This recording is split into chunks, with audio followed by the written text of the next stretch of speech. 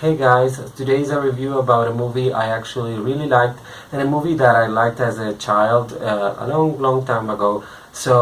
That's The Jungle Book, which was released April this year, and I recently saw on TV because everything is on TV now. So I review it until it comes out on TV, or you can actually have a decent DVD copy. I don't really have a Blu-ray because I don't have a Blu-ray.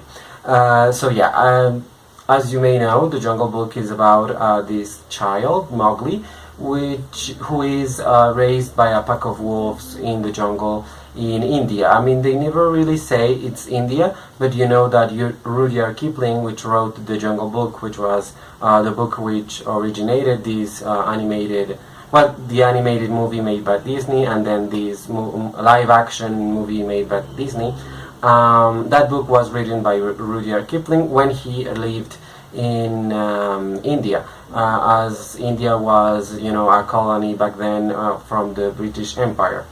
So, of course, you have all the animals of the animal kingdom of India, which are the wolves, the tiger, the panther, the bear, the orangutans, the python.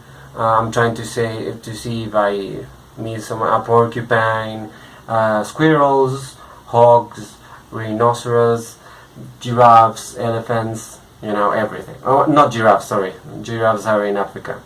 But elephants.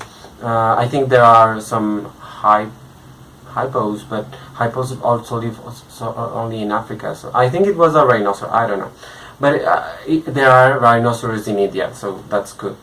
So, we all know the story, and of course, this movie actually borrows a lot from the animated movie. I don't know how much it borrows actually from the book. I don't really think it was based that much on the book. But it really is based on the animated movie, and it has a different ending than the animated movie. In the animated movie, Mowgli actually goes to the village of men, and he is...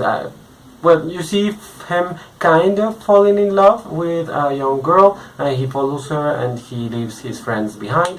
But in this version, he stays in the jungle and lives with Baloo and Bagheera, which are the bear and the panther. So it's a little bit more uplifting, but not really that much because, he's still a kid in the jungle, and sooner or later something's going to happen with him. So I don't really know if the choice for the ending was good, but whatever. What I think was cool that they were able to adapt most of the songs that were in the animated movie. They actually adapted them pretty nicely to this live action movie. I'm really an idiot with the names of the music, but for example, the Red Flower song and the King Louis song, which were in this beautiful Hindu temple. That was really nice because in the animated movie we didn't really see that much detail of the temple, but in this one we do, and we realize how big Louis is actually is, and it's really impressive, the animation that they did here, the CGI and motion capture. Of course, it's a little bit of both. It depends for which character, basically.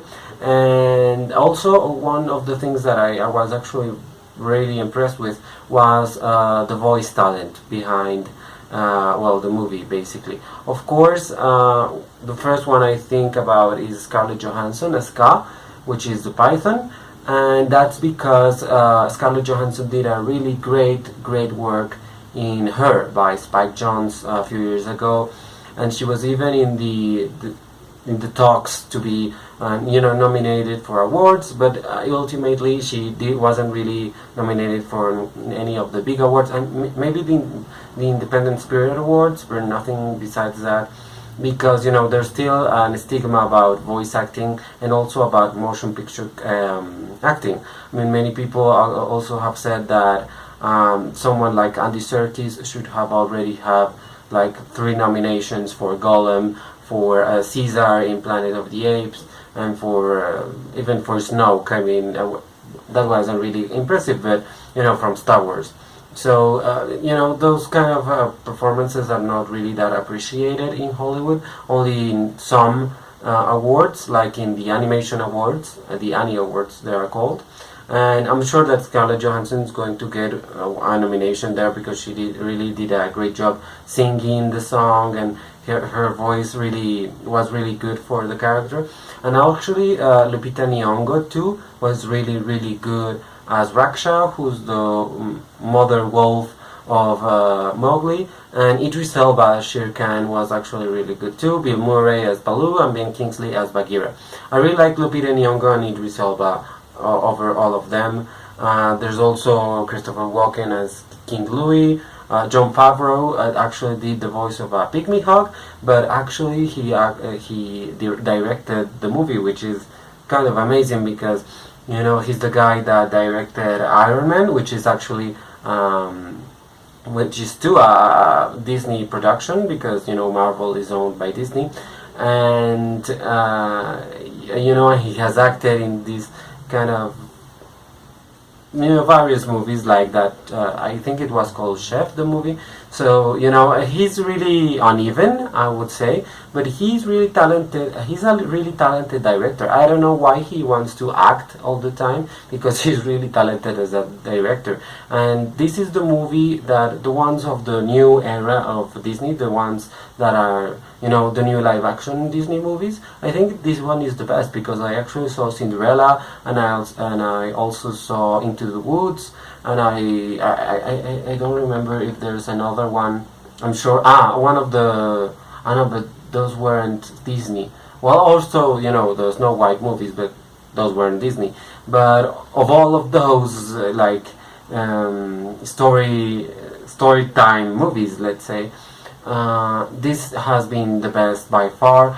The CGI is not that heavy. I mean, it's not that overwhelming. I mean, and it's pretty nice to see all these performances. The beauty of the Indian, not countryside, like the jungles and the savannah and the mountain. I mean, it's all really well done. I mean, I doubt they actually went to India to shoot anything, but I guess they did based the sets and everything they did on India, which is kind of nice. I mean, there were pretty nice views. The village of men is actually really interesting because it's all dark and there's only light to damage things. So the message is really important because I mean it's a quest for power, but also a quest to know who you are and to realize what your potential is. And I think that's pretty interesting in a movie that's for children. The animated movie was only for children, and this one is, I think, could be enjoyed by any member of the family. I mean, there was no problem. I mean, when I saw it, I was with my mother and my father, who doesn't really like to watch that many movies. Actually joined us, and he thought it was really nice. And because he actually liked the animated movie, to be honest, he actually loved the bear and the songs and how funny it was. Because Disney movies have that vibe of being funny. Not all the time, because Cinderella certainly wasn't funny, and it was kind of forced in some points. I mean, I actually saw the Beauty and the Beast trailer recently, and I'm really not that impressed, to be honest. I think they could have done such a much better job with Beauty and the Beast. I mean, I think Emma Watson is good for the role. I don't think Dan Stevens is good for the role, and the Beast is not really that well done. I mean, I don't know, or the the objects that live in his mansion, but whatever. The Jungle Book was a really good movie in the sense that it really balances out all the themes, all the adult themes, if you will, that I mean, children should actually learn about this, which is the discovery of who you are, and the importance of family, and the importance of friendships, actually, and of being nice to others.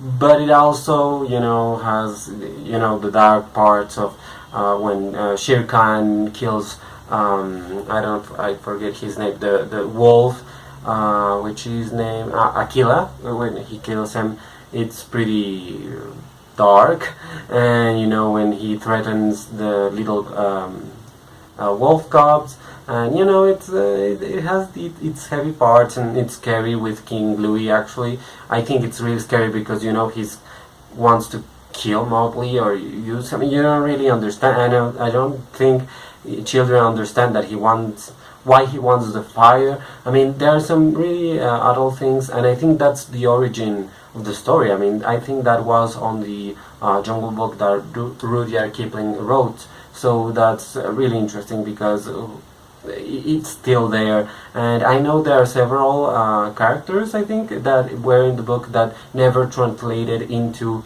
any of the two movies, but that's fine. I mean, that's okay because we get a little bit more in this one and a little bit and something else in the animated movie, so it's okay.